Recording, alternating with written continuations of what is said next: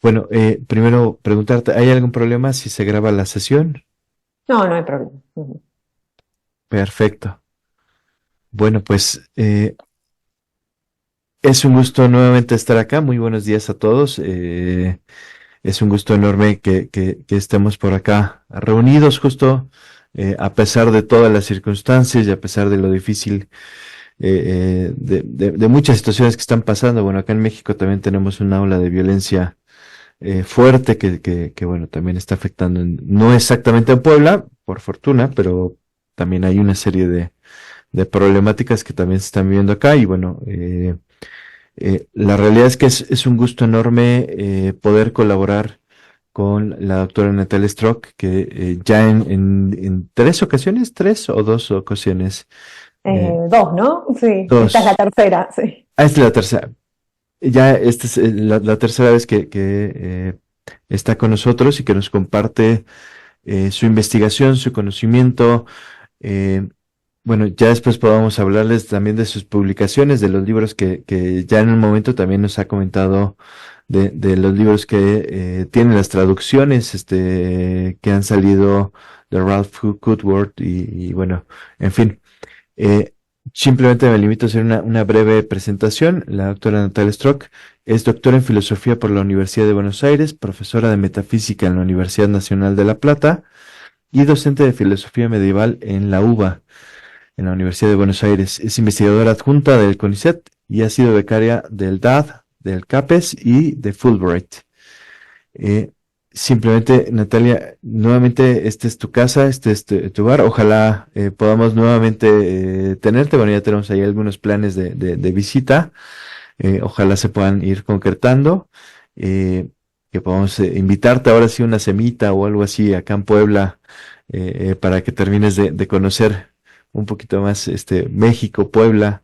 Y bueno, simplemente agradecerte, es tu casa y yo cierro mi micrófono para ya no robarte tiempo.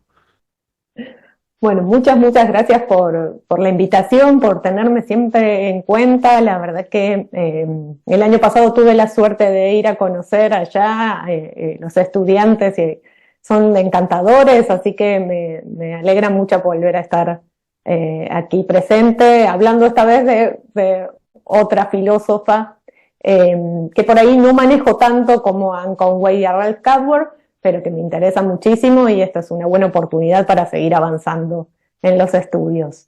Voy a compartir un PowerPoint, a ver si lo logro. Mm, Ahí está.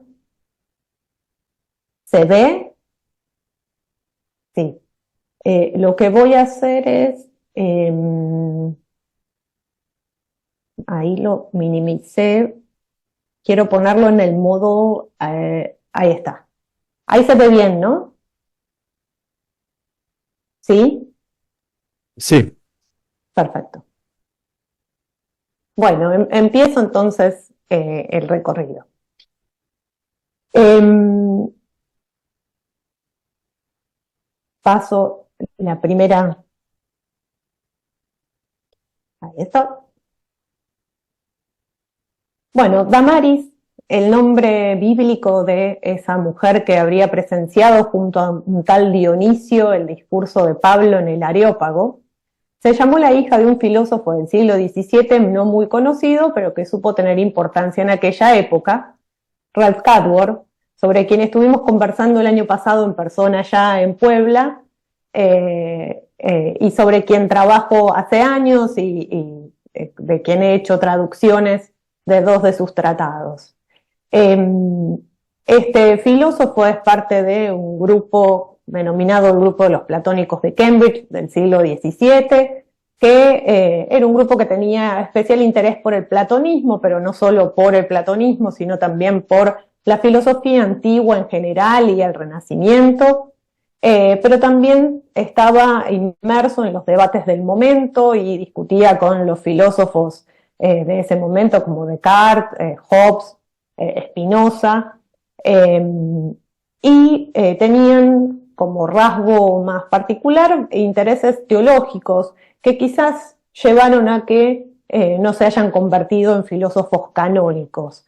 Ralph Carver es uno de los principales, pero también podemos nombrar a Henry More, que es el otro platónico de Cambridge destacado de este grupo.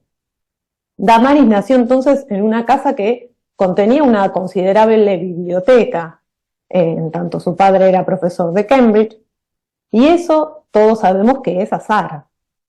Lo que no fue azaroso es el hecho de que su padre se negara a enseñarle latín y griego, y le haya enseñado solo francés, como correspondía a una señorita de la época. En este contexto, Damaris se interesó por la filosofía a partir de las lecturas de los platónicos de Cambridge, su padre y sus amigos, pero también porque conoció a John Locke y su obra, quien se convirtió en su amigo. Y esto, por más que tenga parte de decisión propia de Damaris, vuelve a ser azaroso. Me tomo un momento para hacer una cronología de la relación Damaris y John Locke, porque recuerdo que el año pasado había interés en el grupo por esta relación. Es simplemente una hoja de ruta. John Locke nació el 29 de agosto de 1632 en Brighton, Reino Unido, mientras que Damaris, bastante más joven, nació el 18 de enero de 1659 en Cambridge, Reino Unido. En 1681 parece que se conocieron John y Damaris, y probablemente en Londres, no sabemos bien, y a partir de 1682 comenzaron una correspondencia con los nombres de Filoclea y Philander, que eran gobernanta y alumno. Esta correspondencia se extendió en el tiempo. En septiembre de 1683, voy a ir pasando, ahí está, en septiembre de 1683, Locke se exilia en Holanda. En junio de 1685, Damaris se casa con el señor Sir Francis Masham, que era un viudo que, ahora lo voy a volver a nombrar, que tenía unos cuantos hijos ya antes de casarse con Damaris. En 1686 nace el hijo de Damaris, Francis Cadwell Masham. En 1688 Locke publica en Ámsterdam abrégé d'un ouvrage intitulé Essai philosophique touchant l'entendement, y regresa a Inglaterra. En 1689 Locke publica An Essay Concerning Human Understanding, A Letter Concerning Toleration y los dos tratados Treatise of Government, estos últimos anónimos. En 1689 y 1690, Locke visita a la familia Masham en Old Essex, que era una casa de campo, para probar el aire y porque el médico le había dicho que necesitaba aire más fresco para sus pulmones. En 1690 entonces pasa todo el verano en la casa de los Masham y se instala,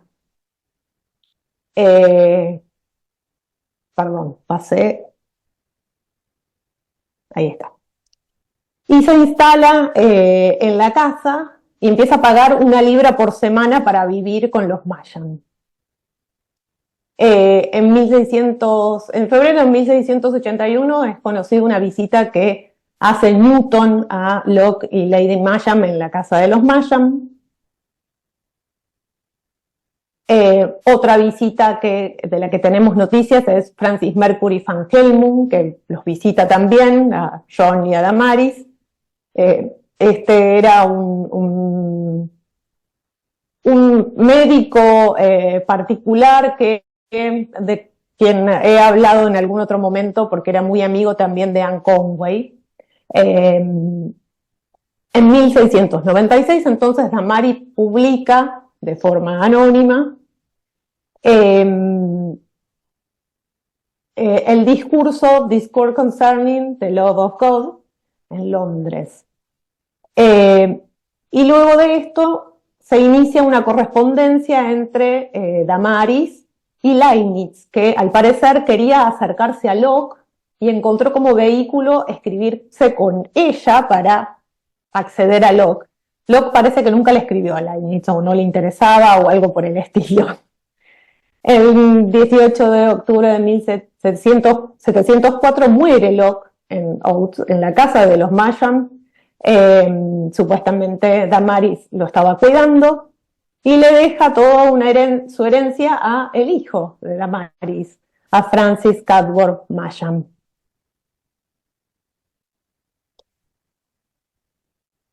Ya muerto Locke, en 1705, Damaris publica, también de forma anónima, Occasional Thoughts in Reference to the Virtues of Christian Life, y muere el 20 de abril de 1708. Este es un repaso general de esta relación que de alguna manera marcó la vida de Damaris. Vuelvo al texto luego de pasar rápidamente por estos datos. Estos hechos azarosos alentaron su interés en la filosofía y lo único no azaroso, que es lo único no azaroso en esta historia, el interés que ella tiene por la filosofía. Aunque pronto ese interés se vio contrarrestado entonces porque, como vimos en esta línea temporal, se casó con el viudo Sir Francis Masham, que tenía 9 hijos, y si bien ella tuvo un único hijo, bueno, tuvo que hacerse cargo de el resto de la familia Masham. Su amistad con Locke, con quien mantuvo esta extensa correspondencia a partir de 1682, permaneció intacta al punto entonces que el filósofo encontró alojamiento permanente en la casa de los Masham a partir de 1689. Damaris entonces publicó estas dos únicas obras, el discurso y Occasional Thoughts,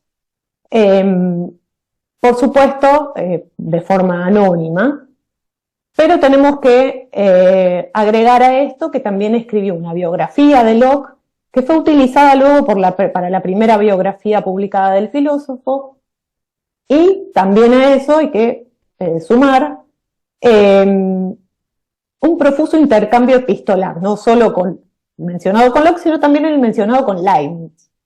Estas serían las obras de Damaris. Lo que me propongo en esta exposición es dar a conocer algunos aspectos de lo que Damaris nos dejó escrito en sus obras, para luego realizar una reflexión en base a ello, de modo de seguir pensando en las mujeres en la historia de la filosofía.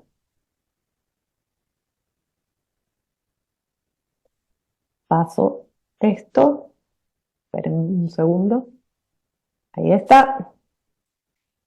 Unas pocas palabras sobre su primera obra, El Discurso.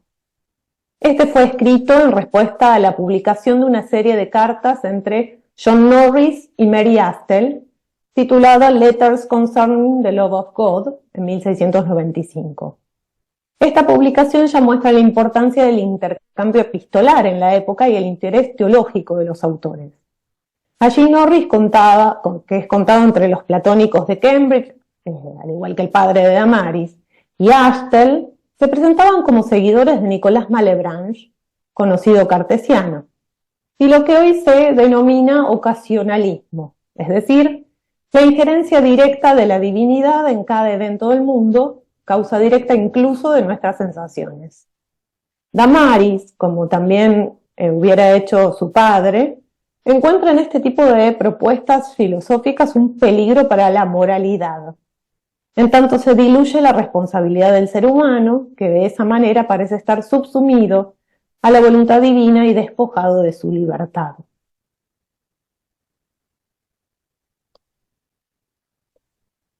En Occasional Thoughts, Damaris defiende al cristianismo del deísmo y de la superstición como dos extremos. En la misma línea que el discurso, Damaris discute una vez más con Astle, ofreciendo nuevos argumentos a favor de la moralidad práctica y del lugar de la razón. Allí también presenta sus reflexiones sobre la educación.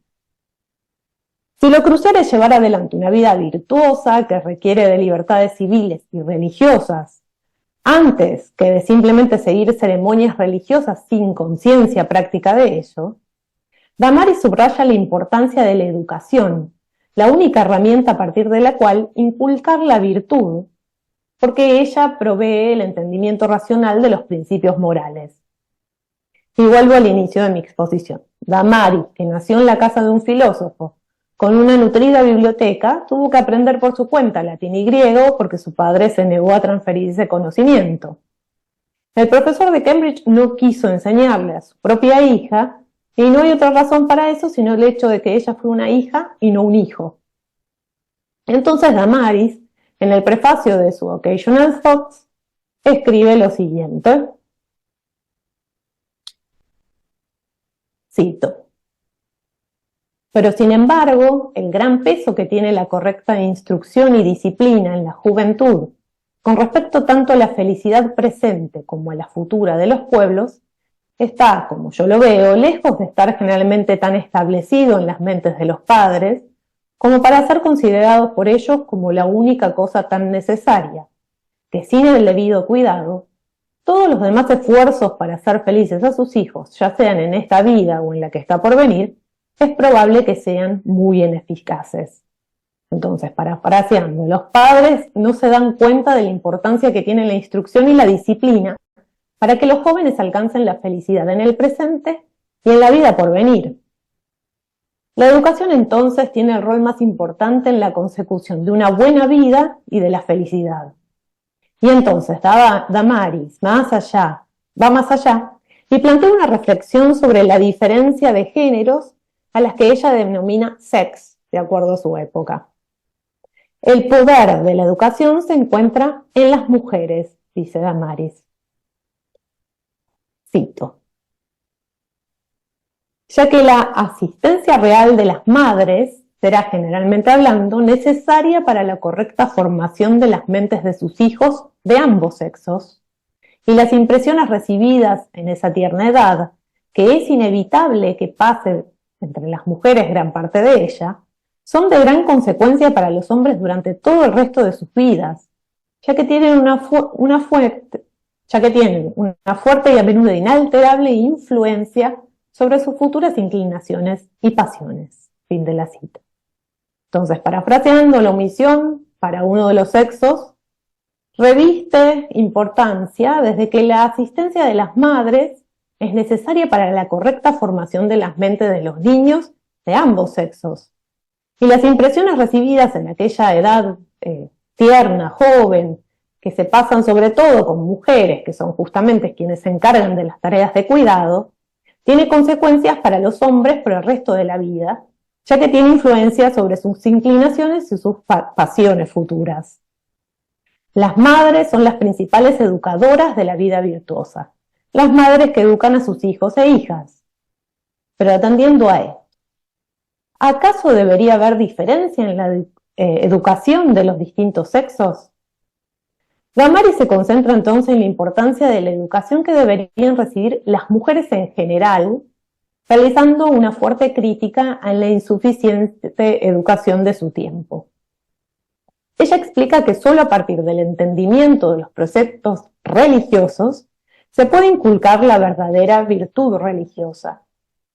No sirve de nada entonces repetir esos preceptos sin una cabal comprensión de los mismos.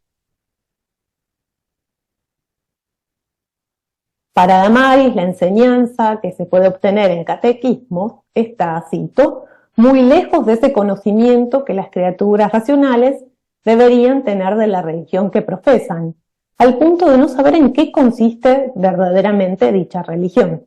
Fin de la cita.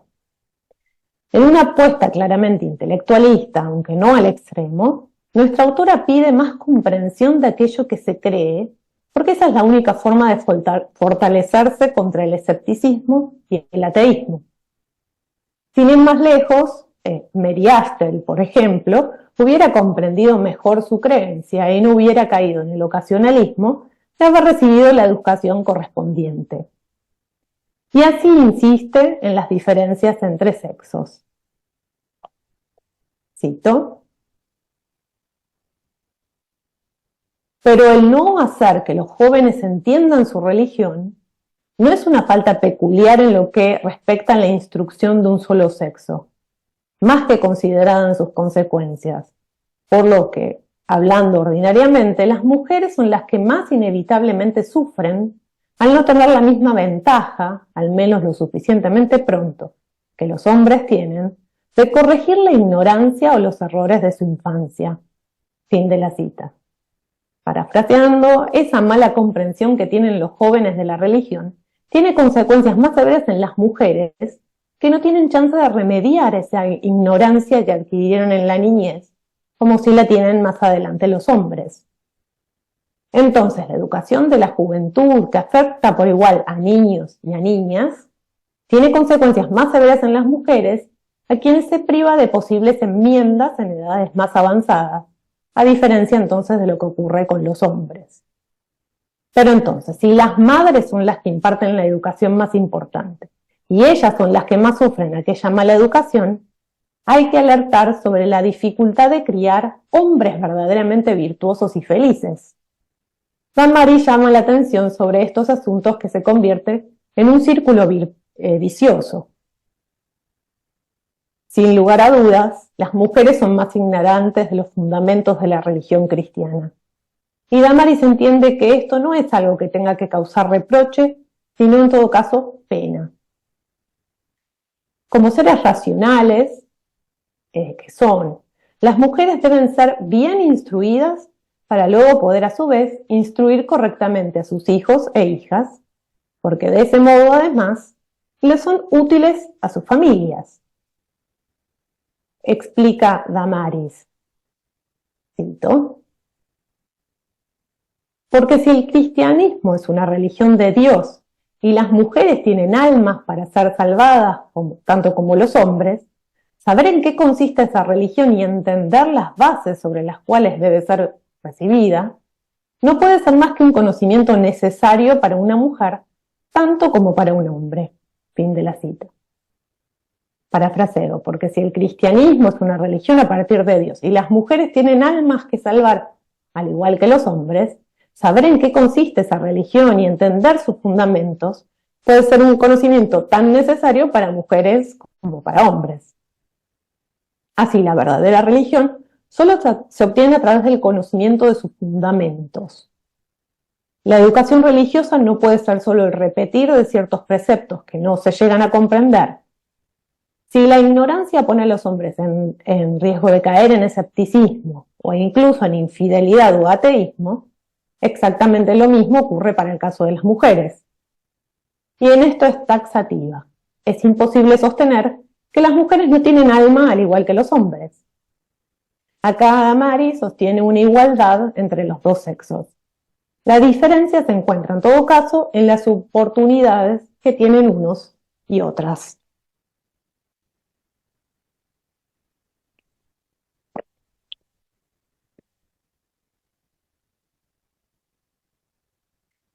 De aquí obtenemos también la clara idea de que, para esta autora, la religión cristiana es una religión racional, que puede ser correctamente comprendida, aunque no por ello deje de necesitarse la fe en la revelación.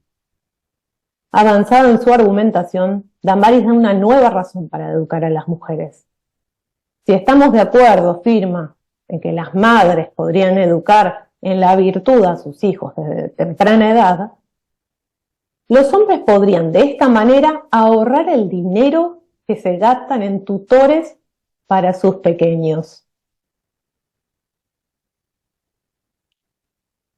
En su búsqueda de razones para tener mujeres educadas, en tanto seres racionales iguales a los hombres, Damaris también le cuida el bolsillo al señor de la casa. Ahora bien, si bien ambos sexos son seres racionales, la autora toma motivos clásicos de diferencias entre hombres y mujeres para justificar que sea la madre la educadora. Supuestamente las mujeres son naturalmente más sensibles y dedicadas para la tarea de enseñar a niños pequeños. Luego de esta variedad de razones, Damaris llega denominar esta falta de educación de las mujeres como una injusticia. ¿Y qué enseñaría a esa madre? Responde Damaris. A leer, cito, a leer inglés perfectamente, a entender comúnmente latín y aritmética, algún conocimiento general de geografía, cronología e historia. Fin de la cita. Nos sorprende que incluya el latín en esta lista, de acuerdo a esta anécdota con su padre. Se trata de una propuesta de educación humanista que insiste en el pensamiento lógico y también en el conocimiento de la historia. Damaris explica que la pobre educación de las mujeres redunda en una pobre educación de los hombres, que produce este círculo vicioso difícil de desactivar. Los hombres mal educados prohíben a las mujeres la instrucción, produciendo así nuevas generaciones de hijos mal instruidos, y así al infinito.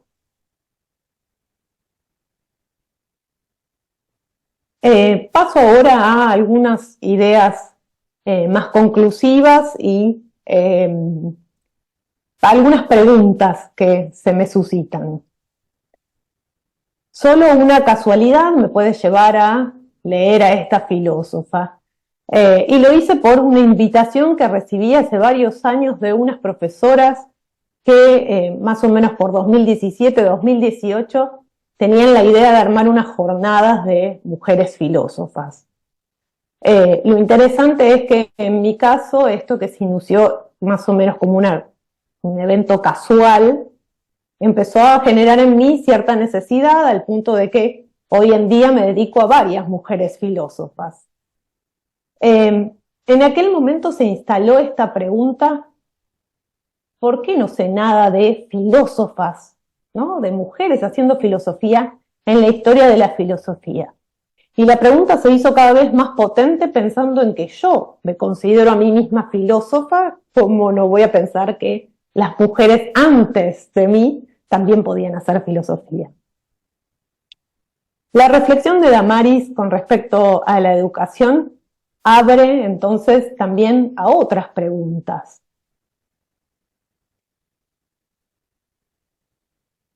La siguiente pregunta es,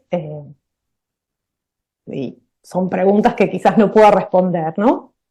¿Acaso un hombre podría haber reparado en este rol de las mujeres en la educación o habría de luchar por educación igualitaria en el siglo XVII o en el siglo XVIII? Quizás se me puede decir que no era fácil incluso para los hombres adquirir buena educación. Pero si seguimos el razonamiento de Damaris, quizás eso se debe de nuevo a la mala educación de los gobernantes que fueron criados por madres ignorantes. Poder discutir la posición de Damaris y estar de acuerdo o no, podemos, discutir su posición y estar de acuerdo o no con esto, pero para eso primero deberíamos poder leerla. El Emilio de Rousseau suele ser considerado el primer tratado de filosofía de la educación. Pero ahí justamente no hay lugar para la educación de las mujeres, o mejor dicho, las mujeres son educadas para complacer a los hombres y no se trata su rol como educadoras de niños, como lo hace Damaris. Quien no escribe un tratado de educación, pero se pregunta por puntos que quizás escapan a la reflexión de Rousseau. Mary Wollstonecraft casi inmediatamente se encargó de criticar el tratado del francés, por suerte, así que ahí tenemos una respuesta. Y lo que resulta interesante es que justamente la respuesta provenga de una mujer a Rousseau. Debemos remarcar que esta es una punta de algo mucho más grande, que es la distinción de acuerdo al género en las capacidades cognitivas. Damaris dice que somos todas criaturas racionales, creadas iguales por Dios. El resto es anecdótico o extrínseco a lo dado. Ahora podríamos decir que esto es obvio, pero ¿lo es realmente?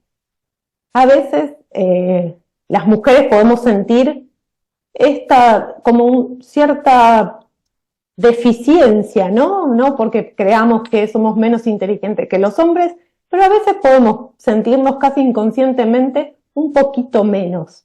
Bueno, para esto sirve la historia de la filosofía, para rastrear desde dónde viene este sentimiento. Vuelvo a mis propias cuestiones ahora con el canon histórico-filosófico. Creo que quienes dan clases en materias que se manejan históricamente se viven cuestionando el canon. En mi caso particular, investigaba a un autor que se cae de todo canon, que nos enseña en la carrera de filosofía, por lo menos aquí en Argentina, que es Ralph Kadworth. Pero si este es un desconocido, lo malo es que me pareciera natural que su hija filósofa también lo tenga que ser, y en grado aún mayor. Entonces ahora aprovecho este espacio para plantear estas preguntas de incorporación de voces. Festejo la posibilidad que genera el seminario poblano, porque nos permite hablar de otros autores que quizás no se pudieron enseñar en las materias de la carrera, ¿no? Y que generan mi interés siempre en los estudiantes. Y pregunto sinceramente, ¿cómo se podría hacer para incorporarlos a los programas? ¿Se saca Locke y se pone Damaris? ¿Lo dejamos a Locke, pero agregamos a Damaris? ¿Damos a ambos, pero menos? Es imposible responder estas preguntas. Lo que no podemos dudar es que no vamos a sacar a Locke de ningún programa, ni a Locke, ni a Leibniz, ni nada por el estilo. Pero ¿cómo hacemos para incorporar estas otras voces, no? Entonces, ya que una de las mayores preocupaciones de estas filósofas de la modernidad es la educación, creo que no es una cuestión menor pensar en el canon de la historia de la filosofía. Sí, una vez más, pero ahora tomando como iguales a las mujeres filósofas que se empezaron a colar poco a poco por las rendijas. Y también me sobreviene la siguiente pregunta. ¿Hacemos distinta historia de la filosofía las mujeres que los hombres? Pensando en la experiencia personal, pienso que sí, pero también pienso que cada uno de nosotros hacemos distinta historia de la filosofía. Entonces no es una diferencia de género, sino una diferencia en cada uno de los individuos, ¿no? No sé qué se hace con todo esto, pero por lo menos tenemos que dejar de pensar que los hombres son mejores que las mujeres, eso es algo seguro. Hoy en día no podemos negar que tenemos todas las mismas capacidades, aunque sigan existiendo diferencias quizás en las oportunidades para desplegar todas estas capacidades. Bueno, hasta aquí este resumen de algunas ideas sobre la educación en Damaris Kadworth-Masham. Que quiero agregar, una profesora de Italia me escribió y me dice, Natalia, ¿por qué ponen solo Damaris Kadworth? Estoy perfectamente de acuerdo con eso, pero normalmente se la conoce como Damaris Masham. Digo, bueno, es una decisión que hubo de quienes armaron el flyer y estoy feliz porque es la verdad. Ella es Damaris Kadworth. Muchas gracias.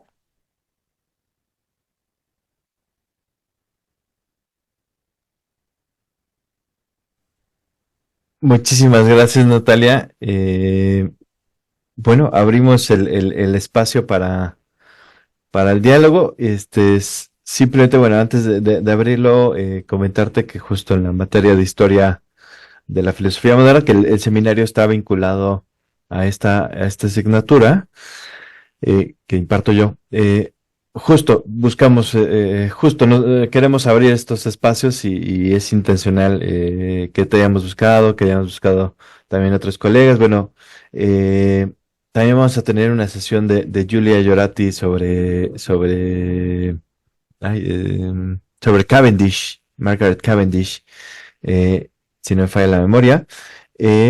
Y en fin, bueno, hemos tratado de hacerlo como de forma constante y mis alumnos están preparando justo una exposición de museo que vamos a hacer sobre las mujeres, sobre tres filósofas modernas.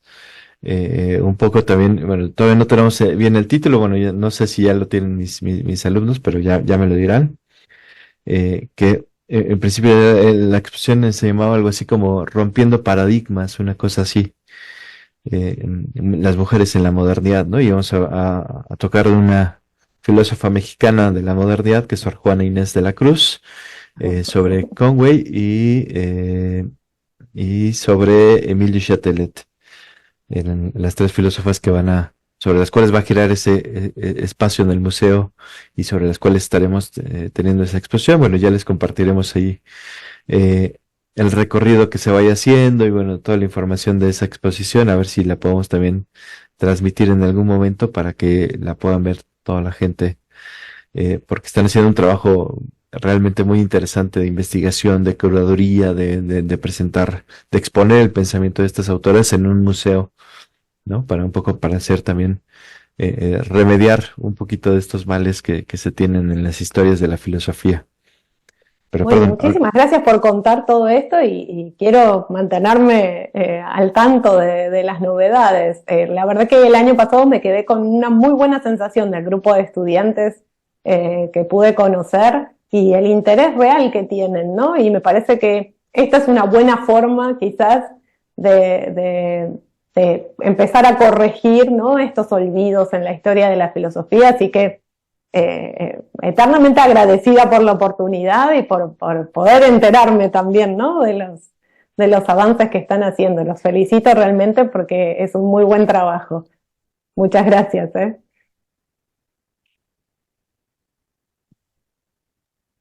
adelante, Teófilo, adelante. Hola, ¿qué tal? Primero, muchísimas gracias por la exposición, fue muy, muy interesante. Lo que quería preguntar es quizás anecdótico, pero por toda bueno, el vínculo con los cartesianos, por la estadía de Locke en Holanda, ¿hay alguna influencia que sepas con la relación de Descartes y Isabel de Bohemia en Damaris que pueda motivar este interés por la educación de las mujeres? Y si hay bueno, si sabía de eso, esa. Bueno, muchas gracias por la pregunta. La verdad que no estoy segura, pero el mundo cartesiano es como genera mucho interés, ¿no? En el platonismo de Cambridge en general, y por supuesto en Locke y en Damaris. No sé hasta qué punto conoce tanto a Elizabeth. Es una buena pregunta y me voy a quedar pensando y quizás voy a investigar un poquito para ver a qué llego con eso. Pero sí me parece que hay como cierta conexión, ¿no? En las reflexiones de las distintas mujeres en esta época que se dan cuenta, que toman conciencia, ¿no? De estas diferencias que hay en la educación. Me acuerdo de la primera vez que me acerqué a algunas cartas de Elizabeth de Bohemia y la sensación era de, ¿qué es esto que estamos leyendo? Esto no es filosofía. Y después, al entrar un poco más y entender un poco más los planteos que ella estaba haciendo, bueno, lo está acorralando a Descartes. Era como, está planteando muy buenas preguntas.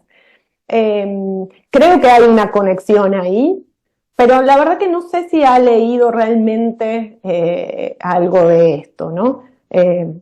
Pido disculpas, pero fue más allá de mis conocimientos. Gracias igual por la pregunta y me quedo con la duda.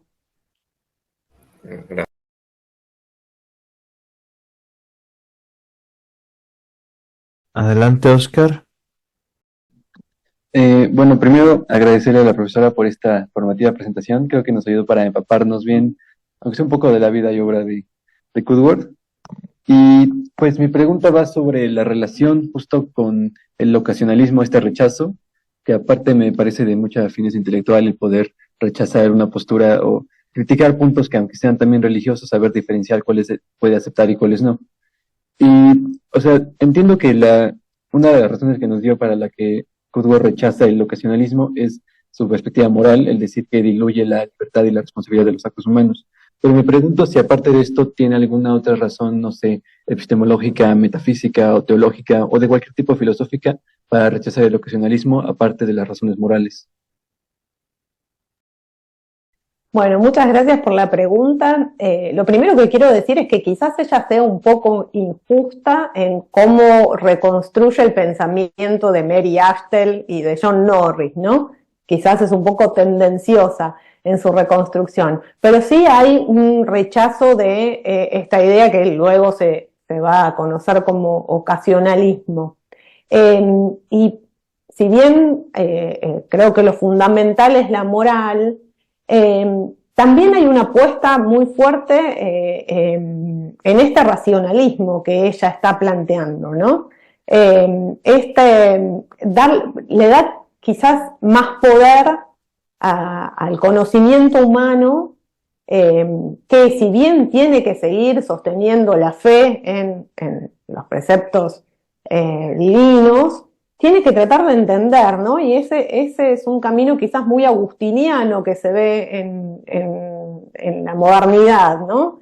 Esta idea de entender para creer mejor, o si bien nos guía la creencia, es mejor que entendamos mejor eso que estamos creyendo. Así que sí, te respondo afirmativamente diciendo que seguramente hay una apuesta también a subrayar las buenas capacidades cognitivas del ser humano, ligadas a la moral, pero que en sí mismas, le dan un lugar preponderante al ser humano. Pero también al resto de los seres, ¿no? En el platonismo de Cambridge, por ejemplo, Ralph Cadworth, el padre de Damaris, llega a sostener que los animales también tienen almas y tienen sentimientos y sensibilidad igual que los seres humanos, ¿no? No tienen razón, no tienen la racionalidad, pero sí sensibilidad e imaginación.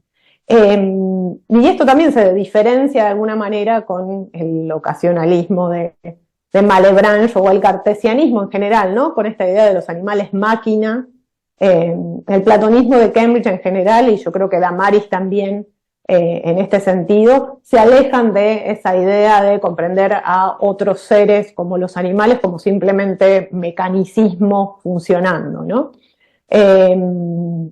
Pero siempre subrayando que en el ser humano hay racionalidad y que eso lo hace especial con respecto al resto de los seres. Pero sí, creo que es no solo moral, sino también nociológico, esta apuesta que está haciendo ella, ¿no? Y sobre todo en igualar las capacidades de hombres y mujeres, ¿no? Que no solo el hombre, sino también las mujeres, que fueron creadas también por Dios, al igual que los hombres, ¿no? Gracias por la pregunta.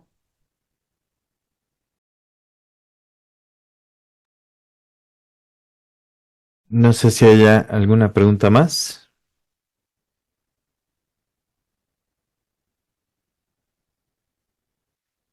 Si no, yo quisiera preguntarte, Natalia. A ver, si bien es cierto que a lo largo de la historia de la filosofía hay muchas más filósofas de las que realmente conocemos, en la modernidad se empieza, al menos por lo que estamos descubriendo, porque realmente es algo que no lo teníamos, que nosotros no lo conocíamos, aunque ellos sí lo conocían en su época. eh, ¿Qué fue lo, digamos, en lo que tú has estudiado, tanto en Conway, tanto en Damaris? ¿Qué fue lo que fue cambiando, digamos, que hizo que de repente hubiera muchas más filósofas, digamos, respecto a otras épocas? Uno encuentra algunas pensadoras en la Edad Media, pero realmente es muy poco a comparación de lo que, al menos, o al menos de lo que conocemos, ¿no? Porque a lo mejor sí hay muchas que no conocemos y que están ahí en el olvido, pero aquí parece que hay un cambio de época, hay un cambio de mentalidad y empiezo a ver como esta apertura, por ejemplo, en Descartes, en Locke, en Leibniz, que ya no consideran a la mujer de la misma forma que, por ejemplo, que mismo Santo Tomás, ¿no? Santo Tomás de Aquino, esta cuestión donde termina diciendo que la mujer es un mal necesario, eh, que después tiene que hacer una reivindicación, ¿no? Con la Virgen, pero no sé, ¿tú cuál dirías que es la causa de este como resurgir de la mujer en la filosofía? Si se Bueno, nos es puede- interesante la pregunta porque pensando también en las pensadoras de filósofas de la Edad Media. Justo tuve la suerte de estar aprendiendo un poquito más sobre Hildegarda von Bingen, por ejemplo, que bueno, era una mujer que tenía muchísimo poder, llegó a ser abadesa, y quizás por eso la conocemos hoy en día, ¿no? Me parece que en la modernidad se da, bueno, justo algo de lo que vos mencionabas, ¿no? Que hay un cambio de mentalidad también por parte de los hombres, que si bien les cuesta un poco aceptar que la mujer es un igual, se ven muchísimas amistades, ¿no? Entre hombres y mujeres, se empiezan a dar o empezamos a conocer una cantidad de amistades o asociaciones de filósofos con mujeres que lo que terminan produciendo es una filósofa, ¿no? Porque le dan cierta oportunidad a la mujer a producir pensamiento filosófico. Creo que lo que nos dificulta un poco en reconocer algunas veces a estas mujeres, que muchas veces vienen de la mano de hombres, es que quizás ellas escriben en otro formato, ¿no?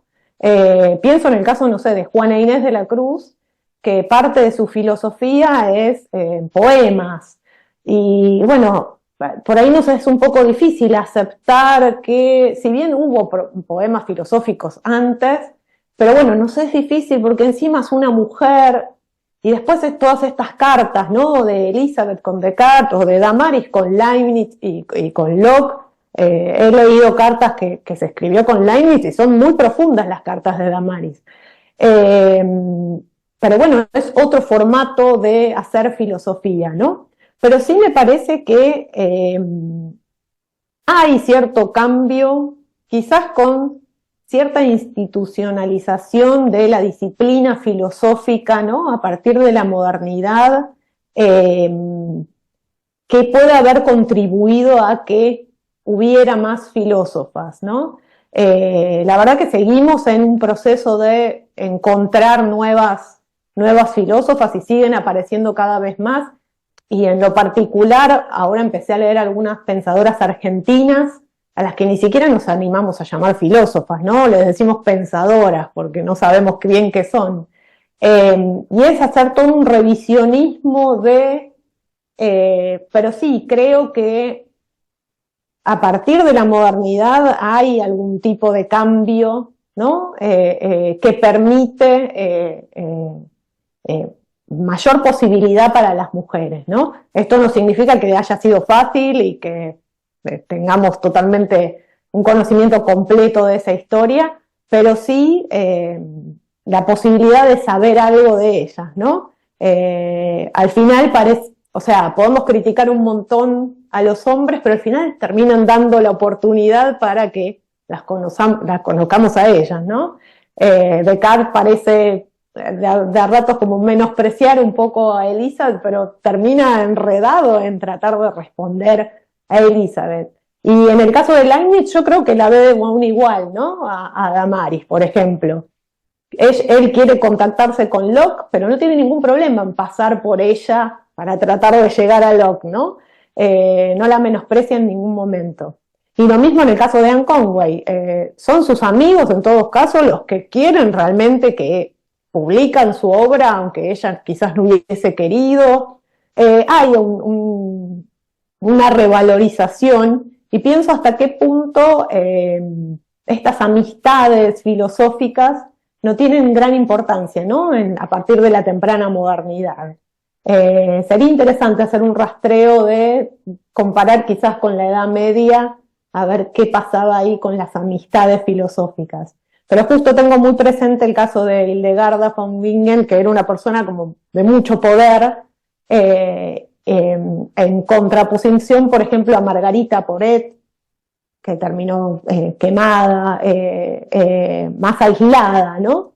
Pero sí, es posible que, a pesar de todas las críticas que podamos hacer al inicio de la modernidad, esto haya contribuido a que las mujeres pudieran expresarse más, ¿no?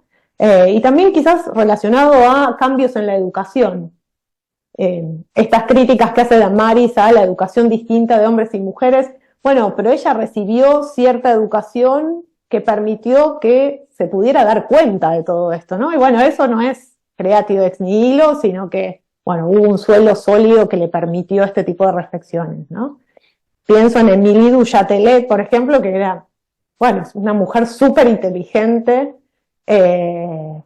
bueno, hay un suelo propicio que permite esto. No sé bien en qué evento podemos marcar esta diferencia, pero pareciera que hay algún tipo de cambio, ¿no?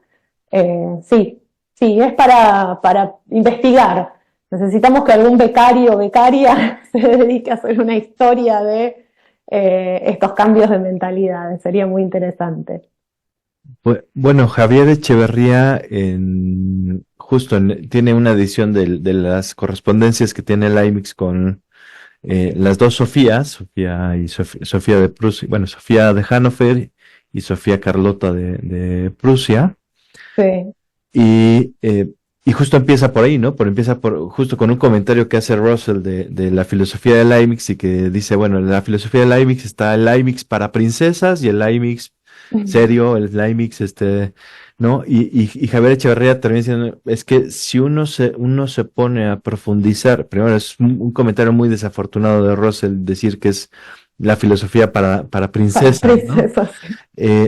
Y es muy desafortunado porque muchas de las tesis principales del IMIX aparecen previamente en las cartas que tiene con las princesas, lo cual quiere decir que el IMIX no está, no les escribe, no está haciendo Philosophy for Dummies, una cosa así, sino que realmente las considera un par intelectual. Y Javier Echeverría dice que uno de los cambios que podría explicar esto es que Leibniz se da cuenta que mientras que normalmente los hombres están, sobre todo los varones destacados, o por ponerle de alguna forma, llamarles de alguna forma, están ocupados en temas más bien de guerra, están en temas de expansión, en temas más militares, por ponerlo de alguna forma, parece que las mujeres empiezan sobre todo estas mujeres que están en la nobleza,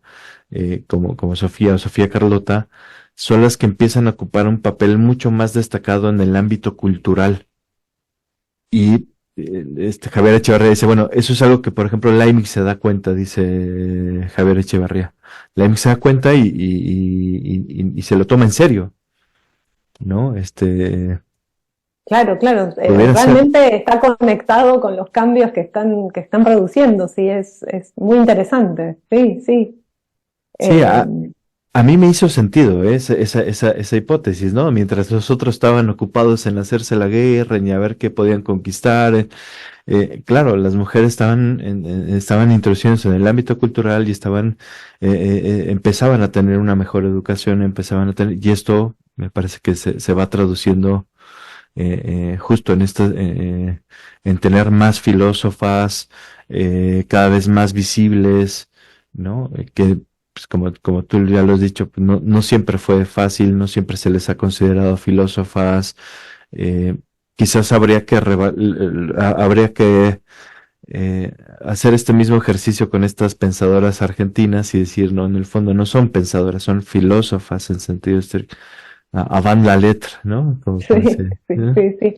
Sí, y pienso, otro tema que se me ocurre es también, bueno, a partir de la invención de la imprenta, que proliferaran estas bibliotecas en las casas familiares y que las mujeres tuvieran acceso a eso, ¿no?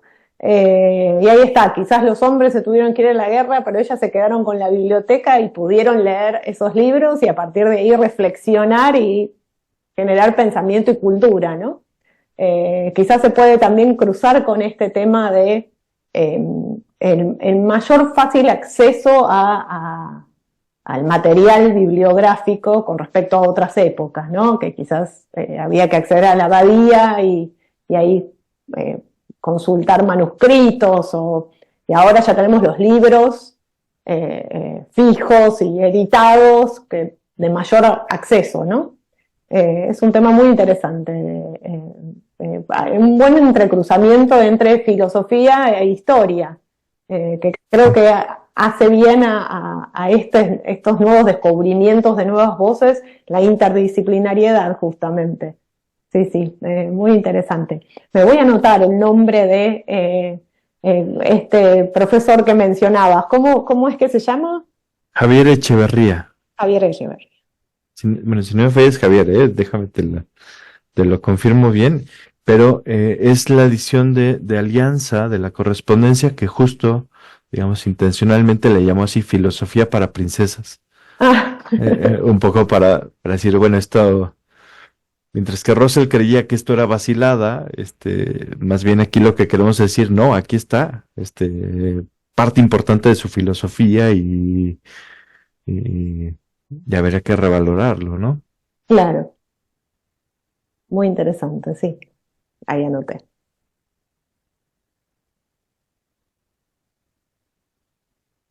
Perfecto, sí. Pues no sé si hubiera alguna pregunta más, alguien que quisiera comentar algo más o eh, Natalia, de la obra de Damaris hay traducciones o solo se tiene en inglés. Que yo sepa, no. En la cátedra de Filosofía Moderna de la Universidad de La Plata han traducido algunas cartas, un par de cartas con Leibniz, pero nos habíamos propuesto hacer algún tipo de selección de textos y empezar a traducir, pero bueno, todavía estamos viendo bien cómo hacerlo. Pero no, lamentablemente, bueno, es un trabajo que habría que hacer, ¿no? Y bueno, este tema de traducir material creo que es imprescindible para justamente poder ampliar las voces que podemos enseñar, porque necesitamos realmente las traducciones, ¿no? Para mí es un trabajo un poco ingrato, yo me la paso traduciendo, siempre queda la sensación de que no se refleja bien lo que está diciendo el filósofo, es un problema típico de la traducción, pero es una herramienta realmente muy útil para dar clases, sobre todo, ¿no? Para poder acercar a quien no conoce más fácilmente el pensamiento. Sí, habría que armar un proyecto. Justo en Argentina estamos en momentos difíciles, pero tenemos las ideas, así que trataremos de materializarlo eventualmente, sí. Ok, gracias. No sé si hubiera algún comentario más. Igual si quieren por el chat también puede ser. Y si no, de entrada, déjenme.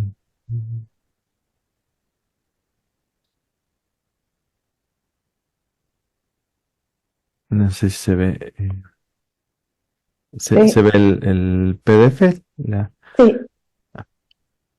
Bueno, yo, si no hay más comentarios, bueno, a mí me gustaría agradecerte, Natalia, tu tiempo, tu investigación, la dedicación que has puesto a compartirnos y ayudarnos a acercarnos al pensamiento de Damaris Woodworth, que repito, para mí es fundamental que mis alumnos no se queden con la visión canónica de la historia de la filosofía moderna, que claro, que la tenemos que ver, como decías, nadie puede quitar a Locke del temario de historia de la filosofía moderna, pero en efecto habrá que pensar qué podemos hacer justo para visibilizar a estas pensadoras y estudiarlas y promover que cada vez se estudien con más fuerza, ¿no?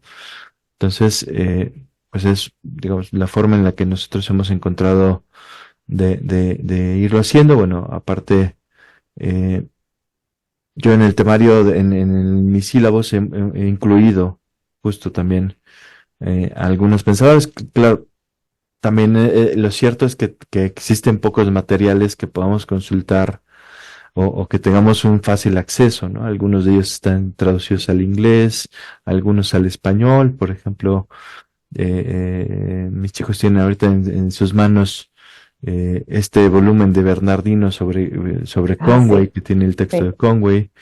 y tienen el de sobre la felicidad de Émile de Châtelet, ¿no?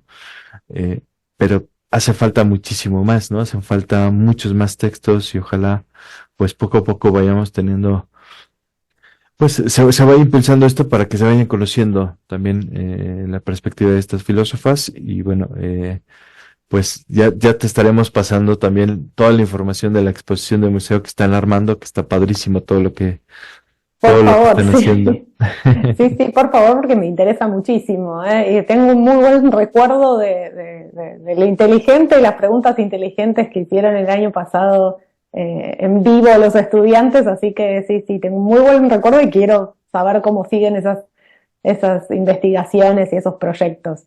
Así que sí, estamos trabajando, tratando de hacer nuevas traducciones y selecciones de textos. Esperamos que para los próximos años podamos realmente tener los textos terminados y poder compartirlos de muchas filósofas distintas que estamos traduciendo del inglés, del francés, del latín, bueno. Pero bueno, el texto de Bernardino Orio de Miguel es imprescindible, realmente es de muchísima utilidad porque si bien él en el texto pone una proto-Leibniz, que por ahí no le hace tanta justicia a ella, tener el texto traducido y además está en latín al final es muy buen libro ese, muy, muy, muy útil para dar clases sobre todo, ¿no?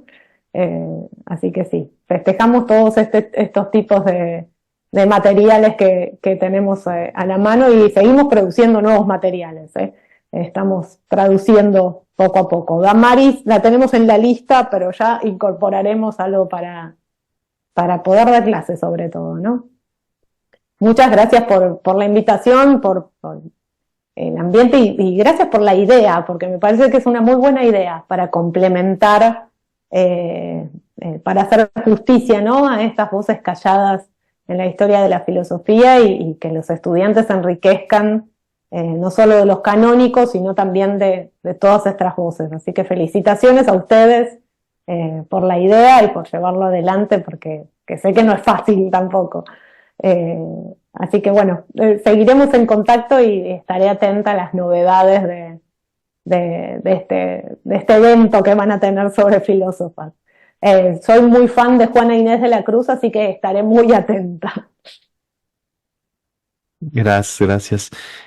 Bueno, y también quizás también para cerrar un poco, pues comentarte que acá la universidad está reinventando también la editorial universitaria. Entonces, si de algo puede ser de utilidad, pues también abrirte las puertas. Bueno, yo te puedo contactar con el editor. Si algo quisieras que se publique y no hay fondos, tal, acá se podría publicar también. Yo creo que a la editorial le interesaría muchísimo. Muchísimas gracias, sí. Bueno, lo voy a tener en cuenta. Sí, sí, sí, por supuesto.